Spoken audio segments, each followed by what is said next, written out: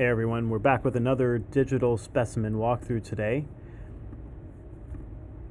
As always, we're using Cardioscape, which is an app that's freely available for Mac or Windows, and you can get that at learnchd.com. Once again, learnchd.com or at cardio-scape.com, and I'll put the links in the description. Totally free. We have over 100 heart specimens that are 3D scanned with their models uploaded into the app, many of which are labeled, some of which even have specimen walkthrough videos as well with the actual specimens too. So definitely check that out to help refresh or learn some new cardiac anatomy in the setting of the congenitally malformed heart. But today we're going to walk through a specimen model of a heart with transposition that's undergone a mustard procedure. You'll see we've got two scans of the same specimen, one from the right side and one from the left side. So we'll go ahead and start off with the scan from the right side, and we'll turn off the labels here. The heart would have sat in the chest like this. Anterior surface would be coming out towards the screen. The posterior surface is going in, away from the screen. The legs or inferior is here. The head or superior is up here. Left is here, and the right is over here. We'll start off as we usually do, which is trying to find what at least externally appears to be the right atrial appendage. And we find an appendage here, and obviously it's cut open, but it does appear to be triangular or pyramidal or broad-based. So we'll go ahead and take a look inside that chamber first. And when we do that, we find pectinate muscles that spill outside the confines of the appendage, consistent with the morphologic right atrium. And then here, in the area of the oval fossa, we do find that there is an intraatrial communication. This black void here is actually leading into the left atrium. And this right here is actually baffle material. So where you see this little fold here and this fold here, this is actually all baffle material that's baffling something into the left atrium across the atrial septum. We'll take another look at that later as well. But we also find the tendon of Totaro here and the coronary sinus, which is right here. And remember, the coronary sinus and the tendon of Totaro are two structures that demarcate the triangle of Koch, with the right-sided AV valve being the other. And so here is the triangle of Koch, and at its apex is where we would expect the atrioventricular node to sit. So we would expect the AV node in this heart to sit here. Now, we come across the right-sided atrioventricular valve. It appears to have three leaflets, one here, second here, and the third here. And this valve does appear to have direct connections to the ventricular septum, so consistent with the morphologic tricuspid valve.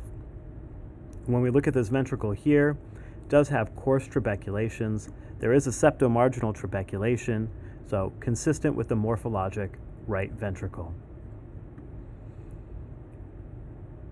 And just real quick to point out the tricuspid valve leaflets, here is the anterior leaflet here. Here is the septal leaflet here. And then here is the inferior leaflet. Now, as we get into the right ventricular outflow tract, we find a semilunar valve here that appears to have three leaflets. 1, 2, and three. We can't really see the sinuses well, but there are three sinuses to this valve. But immediately when you look at this great vessel that arises from the right ventricle, you can recognize that this, in fact, is an aorta. So here's the ascending aorta, transverse aorta, and then the descending aorta back here. So while we have usual atrial arrangement and concordant atrioventricular connections and right-handed ventricular topology so far, we also come across now discordant ventriculo-arterial connections, so it does appear that we're dealing with transposition. Now that we've looked at the right side, why don't we go ahead and go to the left side. We'll go ahead and turn off the labels.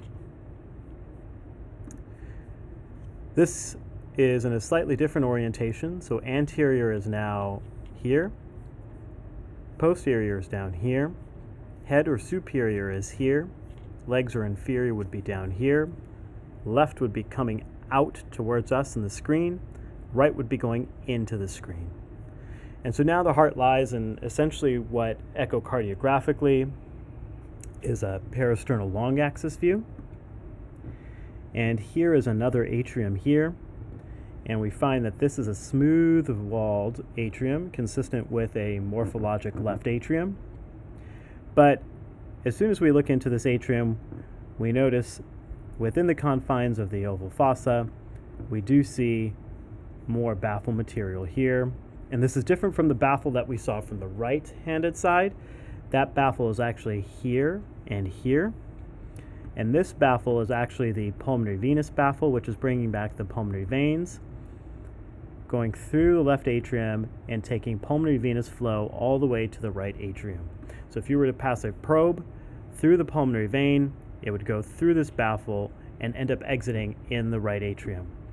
And the space here, anterior, and the space posterior to this baffle is the egress from the systemic venous baffle. And the systemic venous baffle is what we saw earlier, except we did not see the SVC and IVC limbs because those have been transected from the specimen.